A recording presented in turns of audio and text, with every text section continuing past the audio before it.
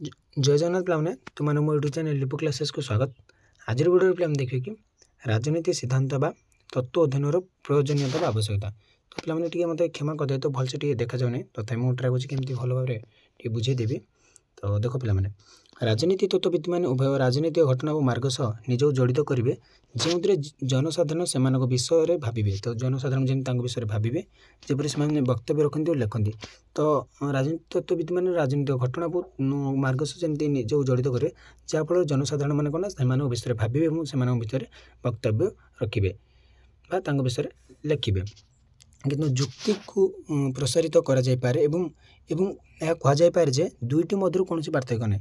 जो राजनीतिक घटना और मार्ग रही से भर कौन पार्थक्य नहीं।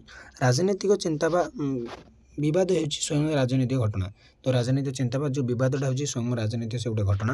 राजनीतिक घटना मनुष्य सभ्यर सत्तार आवरण को रूप देवाई अवशेषर तल को नई आसब चिंतन और व्यवहार से जो आचरण सृष्टि करती अशेष उपर गभीर प्रभाव पकई माने से तत्व उपर से अवशिष्ट बहुत प्रभाव पकई गभीर प्रभाव पकई।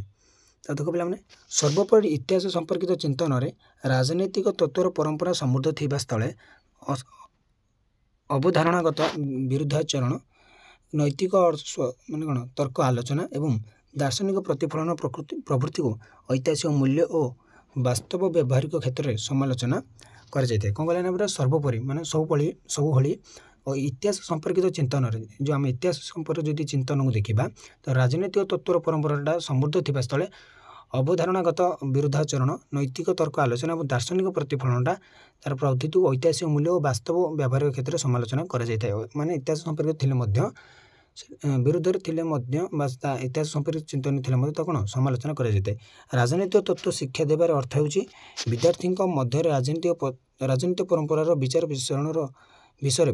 विषय संपृक्ति सृष्टि करवा जहाँफल कि से विषय सृजनशील भाव में मत विनिमय करें। तो राजनीतिक तत्वर शिक्षा कौन देना पिला भर केमती राजनीति परंपरार से विषय संपृक्ति सृष्टि करवा सहित से विषय किसी सृजनशील भाव में मत दे पारे। राजनीतिक तत्वर शिक्षार उद्देश्य होची विश्लेषणात्मक और व्याख्यात्मक दक्षता नैतिक और दार्शनिक विचार निष्पत्तिर पुष्टि साधन करने और यह हासिल करने विचार परंपरा को स्वीकार करने सामाजिक और इतिहासगत ज्ञान हासिल करने तथा ये अंतर्दृष्टि मंगलमय विनियोग करने।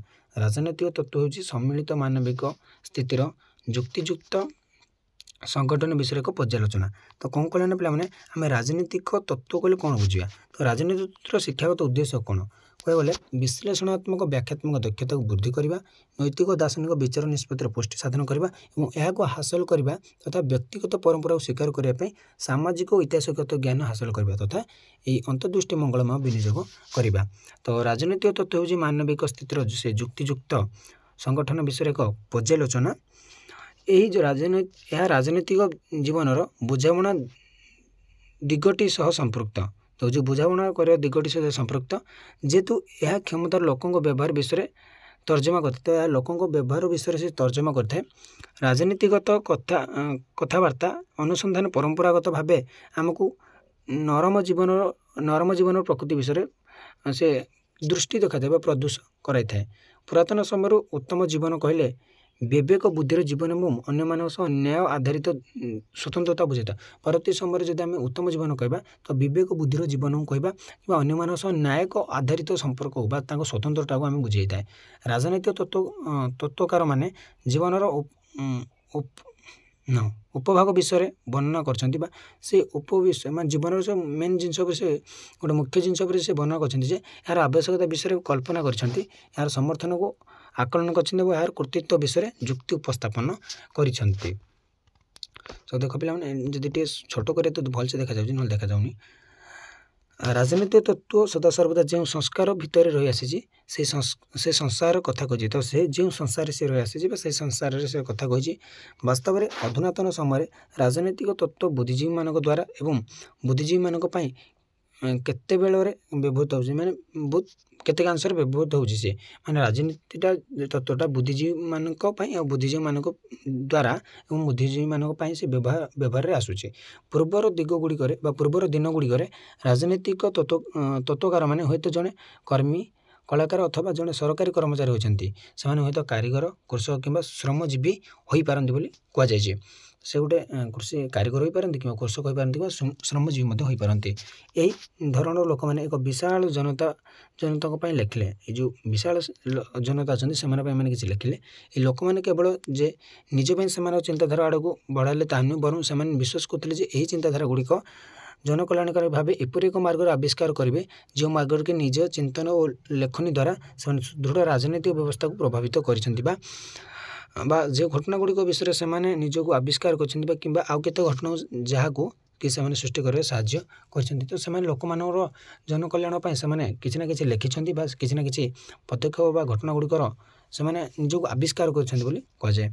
ତତ୍କାଳୀନ ସମୟର ଉତ୍ତେଜନା ବିରୋଧାଭାସ ଗୁଡ଼ିକ ଦ୍ୱାରା ସମ୍ମୁଖୀନ ନ ହୋଇଥିବା ଚରିତ୍ର ଗୁଡ଼ିକ ରାଜନୈତିକ ତତ୍ତ୍ୱର ବିବର୍ତ୍ତନ ଅନ୍ତର୍ଭୁକ୍ତ କରିଥାଏ। ପ୍ରତ୍ୟୁହାରରେ ସେମାନେ ବିଶ୍ୱାସ କରୁଥିବା ନୂତନ ବିଚାରର ଆବିଷ୍କାର ଓ ବିକାଶ ସାଧନ କରନ୍ତି ଯାହାକି ବର୍ତ୍ତମାନ ସ୍ଥିତିକୁ ଅନୁକୂଳ କରିଥାଏ। କ'ଣ କଲା ନା ପିଲାମାନେ, ଯେଉଁ ବର୍ତ୍ତମାନ ବିରୋଧ ଗୁଡ଼ିକ ଦ୍ୱାରା ସମ୍ମୁଖୀନ ହୋଇଥିବା ଚରିତ୍ର ଗୁଡ଼ିକ ରାଜନୈତିକ ତତ୍ତ୍ୱର ବିବର୍ତ୍ତନ ଅନ୍ତର୍ଭୁକ୍ତ କରିଥାଏ। ପ୍ରତ୍ୟୁହାରରେ ସେମାନେ ବିଶ୍ୱାସ କରୁଥିବା ନୂତନ ବିଚାରର ଆବିଷ୍କାର ଓ ବିକାଶ ସାଧନ କରନ୍ତି ଯାହାକି ବର୍ତ୍ତମାନ ସ୍ଥିତିକୁ ସେ ଅନୁକୂଳ କରିଥାଏ ଏବଂ ଭବିଷ୍ୟତ ଉପରେ ମଧ୍ୟ ନିୟନ୍ତ୍ରଣ ଲାଭ କରିବାରେ ସେ ସାହାଯ୍ୟ କରିଥାଏ। ଆମ୍ଭେମାନେ ପ୍ରତିବଦଳରେ ନିଜ କ୍ଷେତ୍ରଟିରେ ସେମାନେ ପରିତ୍ୟାଗ କରିଥିବା ବିଷୟଗୁଡ଼ିକୁ ଆରମ୍ଭ କରିଥାନ୍ତି। ସେମାନେ ଯେଉଁଟା ପରିତ୍ୟାଗ କରନ୍ତି ସେହି ବିଷୟକୁ ଆମେ କ'ଣ କରୁଛେ ନା ଆରମ୍ଭ କରିଥାଉ। ସେମାନଙ୍କର କାର୍ଯ୍ୟ ଯୋଜନା ଗୁଡ଼ିକୁ ଆଇନକୁ ନେଇଥାଉ ବା ଆଗକୁ ନେଇଥାଉ କିମ୍ବା ତାଙ୍କର ତ୍ରୁଟି ଗୁଡ଼ିକୁ ଦର୍ଶାଇଥାଉ। ତାଙ୍କ ତ୍ରୁଟି ଗୁଡ଼ିକୁ ଦର୍ଶାଇଥାଉ, ତାଙ୍କର କାର୍ଯ୍ୟ ଯୋଜନା ଗୁଡ଼ିକୁ ଆଗକୁ ନେଇଥାଉ ବୋଲି କୁହାଯାଇଛି। ରାଜନୀତି ବିଜ୍ଞାନ କୌଣସି ଭୁଲ ଭ୍ରାନ୍ତି କିମ୍ବା ନିଶ୍ଚୟାର୍ଥବୋଧ ଅର୍ଥାତ୍ ଘଟଣା ଗୁଡ଼ିକ ପ୍ରକୃତରେ ଯାହା ସେମାନେ ତାହା ନୁହନ୍ତି ଏଇଥିରୁ ହିଁ ନିଜର ଯାତ୍ରା ଆରମ୍ଭ କରିଥାଏ କିମ୍ବା ଘଟଣା ଗୁଡ଼ିକ ଯାହା ହେବା ଉଚିତ ଏବଂ ଏପରି ଭାବେ କିଛି ସମାଧାନ କରିବା ସଂକ୍ରାନ୍ତରେ ଏହାର ଯାତ୍ରା ଆରମ୍ଭ ସିଏ କରିଥାଏ ବୋଲି କୁହାଯାଇଛି। ପିଲାମାନେ ଏଇଟା ସେମିତି କିଛି ବୁଝା ନାହିଁ ପିଲାମାନେ, ସେମାନେ ଯାହା ସେମାନେ ଛାଡ଼ି ଯାଇଛନ୍ତି ତାକୁ ଆମେମାନେ ଆଗକୁ ନେବା ବୋଲି ଏଠାରେ କୁହାଯାଇଛି। ଏପରି ଭାବେ ନିଜ ଚାରିପଟର ପରିବର୍ତ୍ତିତ ସଂସ୍କାର ଦ୍ୱାରା ଏହା ପ୍ରଭାବିତ ହୋଇଥାଏ ଏବଂ ସମ୍ମିଳିତ ସାମାଜିକ ସ୍ଥିତିଟିର ଅବସ୍ଥା ବିଷୟରେ ସେ ଉନ୍ନତି ସାଧନ କରିଥାଏ ବୋଲି କୁହାଯାଇଛି। ତ ଏବେ ଆସିଲେ ଠିକ୍ଠାକ୍ ପିଲାମାନେ। ତ ଦେଖ ପିଲାମାନେ, ରାଜନୈତିକ ଚିନ୍ତାଶୀଳ ବ୍ୟକ୍ତିମାନେ ପ୍ରତ୍ୟକ୍ଷ କରିଥିବା ସମସ୍ୟା ଏବଂ ନିର୍ଦ୍ଦିଷ୍ଟ ଘଟଣା ଗୁଡ଼ିକ ସାହାଯ୍ୟରେ ହିଁ ରାଜନୈତିକ ତତ୍ତ୍ୱ ବିଶ୍ଳେଷିତ ହୋଇଥାଏ। ତ ରାଜନୈତିକ ଚିନ୍ତାଶୀଳ ବ୍ୟକ୍ତିମାନେ ଯେଉଁ ପ୍ରତ୍ୟକ୍ଷ କରିଥିବା ସମସ୍ୟା ଏବଂ ନିର୍ଦ୍ଦିଷ୍ଟ ଘଟଣା ଗୁଡ଼ିକ ସାହାଯ୍ୟରେ ହିଁ ରାଜନୈତିକ ତତ୍ତ୍ୱ ବିଶ୍ଳେଷିତ ହୋଇଥାଏ। ରାଜନୈତିକ ତତ୍ତ୍ୱକୁ ବୁଝିବାକୁ ହେଲେ ଆମ୍ଭମାନଙ୍କୁ ବିଚାରର ଇତିହାସକୁ ବୁଝିବାକୁ ପଡ଼ିବ, ଯାହାକୁ ତତ୍ତ୍ୱକାରମାନେ ସଂଗ୍ରହ କରିଥାନ୍ତି ଏବଂ ସେହି ସମସ୍ୟା ଗୁଡ଼ିକୁ ସେମାନେ ସମ୍ମୁଖୀନ ହେଉଛନ୍ତି ବୋଲି ବିଚାରର ଇତିହାସକୁ ବୁଝିବାକୁ ପଡ଼ିବ ବୋଲି ସେମାନେ ବିଚାର କରୁଥାନ୍ତି। ସେମାନଙ୍କର ସମ୍ପୃକ୍ତ କୃତ୍ୟଗୁଡ଼ିକ ପ୍ରତି ନିଜର ଆବେଦନ ଜଣାଇଥାନ୍ତି। ତ ନିଜର ଆବେଦନ ମଧ୍ୟ ଜଣାଇଥାନ୍ତି ସେ ସମ୍ପୃକ୍ତ ପ୍ରତି। ଏହା ମଧ୍ୟ ଆମ ପାଇଁ ସେହି ମାର୍ଗରେ ଏକ ମୂଲ୍ୟବାନ କାର୍ଯ୍ୟ ଯୋଜନା ହୋଇପାରେ ଯେଉଁଥିରେ ଆମ୍ଭେମାନେ ବର୍ତ୍ତମାନ ଭାବିଥାଉ ଯେ ଅତୀତରେ ଘଟିଥିବା ସାମାଜିକ ବିପରୀତଧର୍ମୀ ଘଟଣା ଗୁଡ଼ିକ କିପରି ସୃଷ୍ଟି ହୋଇଥାନ୍ତି ଏବଂ ଯେଉଁଗୁଡ଼ିକ ଲୋକଚିନ୍ତନରୁ ଜନ୍ମ ନେଇ ଆମ ସମ୍ମୁଖକୁ ଆସିଥାନ୍ତି। ତ ଏହା ମଧ୍ୟ ଆମେ କ'ଣ ଭାବୁଛେ ଯେ ସେହି ମାର୍ଗରେ ଗୋଟେ ମୂଲ୍ୟବାନ କାର୍ଯ୍ୟ ଯୋଜନା କିପରି ହୋଇପାରେ ବା ଯେଉଁଥିରେ ଆମେମାନେ ବର୍ତ୍ତମାନ ଭାବିଥାଉ ଯେ ଅତୀତରେ ଘଟିଥିବା ସାମାଜିକ ବିପରୀତଧର୍ମୀ ଘଟଣା ଗୁଡ଼ିକ କିପରି ସୃଷ୍ଟି ହୋଇଥାନ୍ତି ଏବଂ ଯେଗୁଡ଼ିକ ଲୋକଚିନ୍ତନରୁ ଜନ୍ମ ନେଇ ଆମ ସମ୍ମୁଖକୁ ଆସିଥାନ୍ତି। ସେମାନଙ୍କ ପ୍ରତି ଆମ୍ଭମାନଙ୍କର ଅବବୋଧ ନିୟମ, ମୂଲ୍ୟବୋଧ ଓ ନୈତିକ ଆଶାକାଂକ୍ଷା ଗୁଡ଼ିକୁ କାହିଁକି ଗ୍ରହଣ କରିଛୁ ଓ ସେଗୁଡ଼ିକ ଏଠାରେ କେଉଁଠାରୁ ଗ୍ରହଣ କରିଛୁ ସେ ବିଷୟରେ ତଥ୍ୟମାନ ପ୍ରଦାନ କରିଥାନ୍ତି। ଏହି ପ୍ରକାର ସ୍ଥିତିର ମୂଲ୍ୟବୋଧ ଗୁଡ଼ିକ ଆମର ବର୍ତ୍ତମାନ ପରିସ୍ଥିତିରେ ତଥାପି କାମ କରୁଥିବାର ଆମେ ପ୍ରତ୍ୟକ୍ଷ କରିପାରିଥାଉ।